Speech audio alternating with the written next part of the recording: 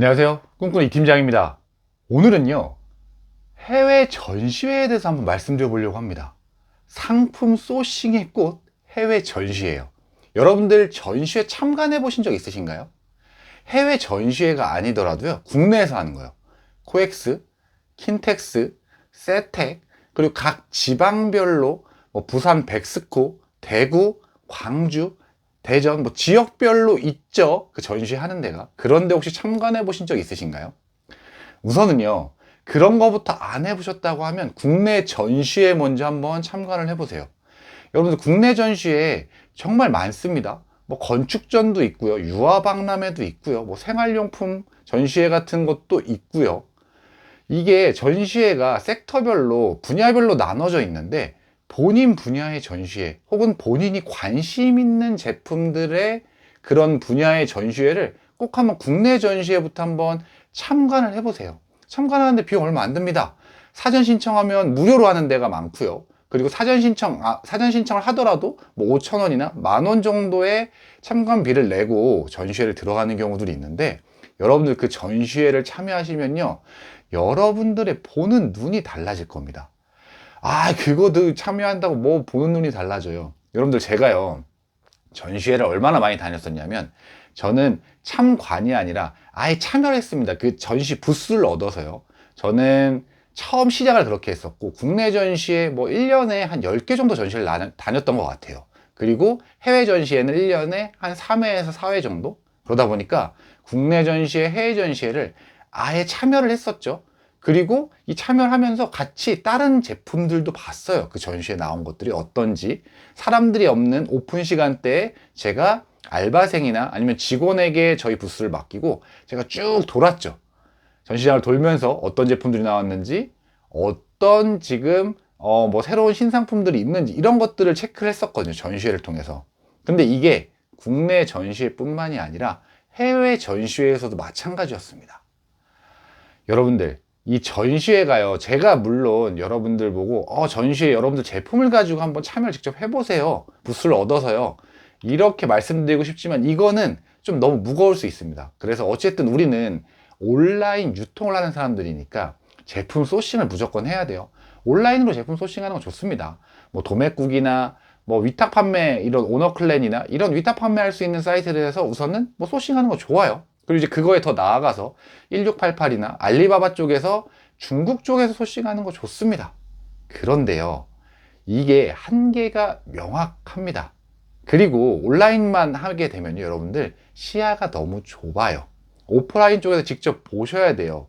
우선은 국내 전시회를 나가서 국내 공장들 혹은 국내 유통하는 사람들이 어떤 제품들을 가지고 나오는지, 본인 섹터에서 그런 것들을 한번 보시는 게 가장 중요하고, 더 나아가면 국내 전시회 이제 참관하는 것들이 여러분들이 좀 어느 정도 익숙해졌어요. 그러면 해외 전시회를 나가는 거죠.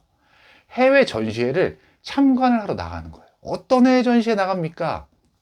사실 여러분들 온라인상으로 검색만 해보면 다 아실 텐데, 저는 이제 생활용품 쪽이었으니까요, 해외 전시회 쪽에서 가장 생활용품, 가정용품 쪽에서 유명한 전시회는 세 군데였어요. 중국 캔톤 페어, 춘계, 추계, 봄, 가을 이렇게 열리는 그 중국 캔톤 페어고요. 두 번째는 독일 암비안테라는 전시회입니다. 그리고 세 번째는 미국의 시카고 가정용품 전시회였는데요. 우선은 독일과 미국은 좀 멀다. 그럼 우리가 가까운데, 중국 광저우 캔톤 페어는 우리가 가까우니까 참여할 수 있잖아요. 더군다나 최근 2, 3년 동안 코로나 때문에 이런 해외 전시회가 활발하지 않았었는데, 올해부터는 아마 이 춘계 전시회부터 중국의 광저우의 캔톤 페어, 이 춘계부터 이제 참여를 하는데 그렇게 크게 어려움이 없을 것 같아요. 저도 참여를 할 생각이거든요. 참관을 가서 해볼 생각입니다. 여러분들 가서요, 전시장을 가보시면 정말 그 중국 캔톤 페어가 얼마나 큰지 아세요? 이게 중국 캔톤 페어도 분야별로 따로 합니다. 기간을 따로 둬서요. 그런데도 저희 쪽, 제가 속했던 그런 생활용품, 가정용품 섹터 쪽에 했던 그 전시회 그 기간 동안 가면요, 전시장이 너무 커서요, 2박 3일 돌아다니셔야 돼요. 3일 내내 돌아다니셔야 됩니다. 그 제품들 다 보시려면요. 너무 많아요. 그리고 그런데 나가야 1688이나 알리바바에 나오지 않는 정말 괜찮은 공장들을 보실 수 있는 기회가 생깁니다. 정말 괜찮은 데는요, 여러분들 1688은 도매 쪽이 많고요, 무역하시는 분들. 그리고 알리바바도 정말 괜찮은 공장들은 안 나오는 경우가, 알리바바 쪽에 제품을 안 올리는 경우가 되게 많아요. 뭐 그 이유까지 말씀드리면 정말 길어지긴 할 것 같긴 한데, 어쨌든 그런 캔톤 페어에는요, 그 알리바바에서 보이지 않던 공장들, 업체들이 직접 나와서 본인들 상품들을 쫙 놓고, 본인 신상품들을 놓고 이렇게 홍보를 합니다. 그러면 여러분들이 그 제품을 보실 수 있는 기회가 있는 거예요. 캔톤 페어만 나가시면. 그러니까 다른 전시 다 제쳐두고요. 만약에 생활용품, 가정용품 쪽 섹터다라고 하시면, 그 분야다라고 하시면 국내 전시를 먼저 다녀보시고, 국내 전시에 안 다녀보신 분들은 그 다음엔 꼭 중국 캔톤 페어를 나가보셨으면 좋겠습니다. 광저우에서 하고요. 그리고 2박 3일은 최소한 생각하셔야 됩니다. 3일 내내 돌아다니실 생각하시고, 저 중국말 못하는데요? 저 영어 못하는데요? 여러분들, 거기 캔톤 페어장, 그 전시장 앞에 쫙 가면요, 우선은 그 앞에 통역합니다 라고 막 팻말 들고 서 있는 사람도 엄청 많아요. 뭐 한국어를 당연히 중국어로 통역해 주는 사람, 그리고 미리 저희가 온라인상으로 구해서 갈 수도 있고요. 그래서 거기서 만나서 2박 3일 동안 혹은 3박 4일 동안 계속 뭔가 통역을 해줄 사람, 거기서 구하면 되고요. 그런 거 소통하는 거 아무것도 아닙니다. 사실 가서 하다 보면 다 하게 되고요. 실제 저는 통역, 그러니까 자기가 조금 이 말하는 거에 좀 부담이 있다라고 하면 통역을 구하셨으면 좋겠어요. 통역 비용 좀 비싸다고 생각하실 수도 있지만, 통역을 구하시면 여러분들이 의사소통하는데 훨씬 좋을 거예요. 그리고 그 통역을 통해서 또 다른 정보도 들으실 수 있는 거죠. 여러분들이 캔톤 페어를 처음 참여하시면 아무것도 모르실 거잖아요, 전시회에 대해서.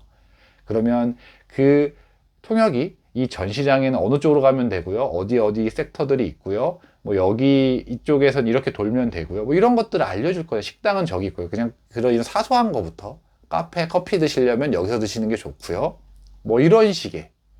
그래서 어쨌든 해외 전시를 꼭 나가보셔라. 그리고 생활용품, 가정용품 이쪽이시라면 저는 우선 중국 캔톤 페어를 가장 먼저 추천드립니다. 그런데 다른 분야라고 하시더라도 캔톤 페어는 전 분야를 다 하기 때문에, 거의 대부분의 분야를 나눠서요.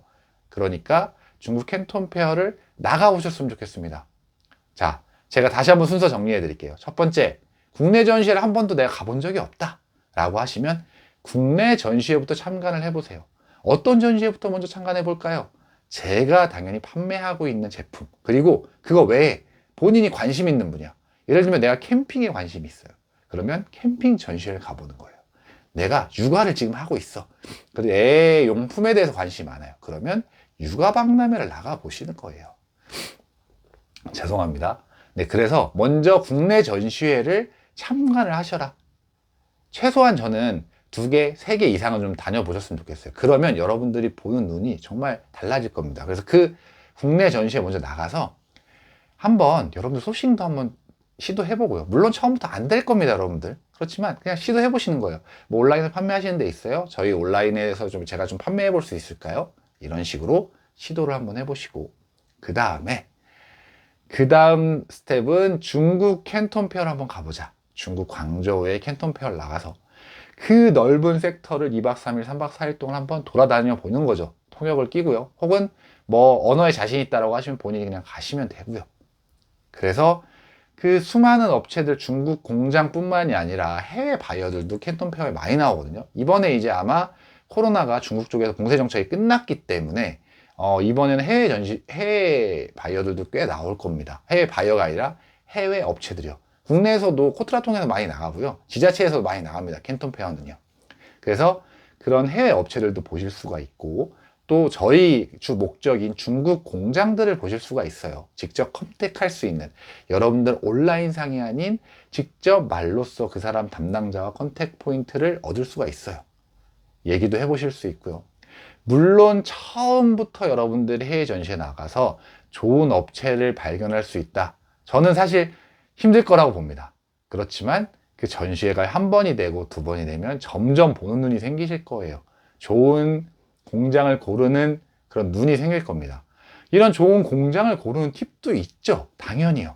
그런데 제가 뭐 이 한 영상에서 말씀드리기에는 우선 너무 길기도 하고, 여러분들이 이 전시회를 참여를 해보고 여러분들이 전시회를 참관을 해본 다음에 제가 이런 팁들로 하시면 좋은 공장 찾기가 쉬워요 라고 하는 것과, 여러분들이 아무것도 모르는 상태에서 해외 전시회 나가본 적도 없는데 국내 전시회도 참관해 본 적도 없는데 제가 공장은요 이런 공장을 컨택하시는 게 좋아요, 이런 공장이 좋은 공장입니다 라고 말씀드려도 여러분들 머릿속에 안 들어오실 겁니다.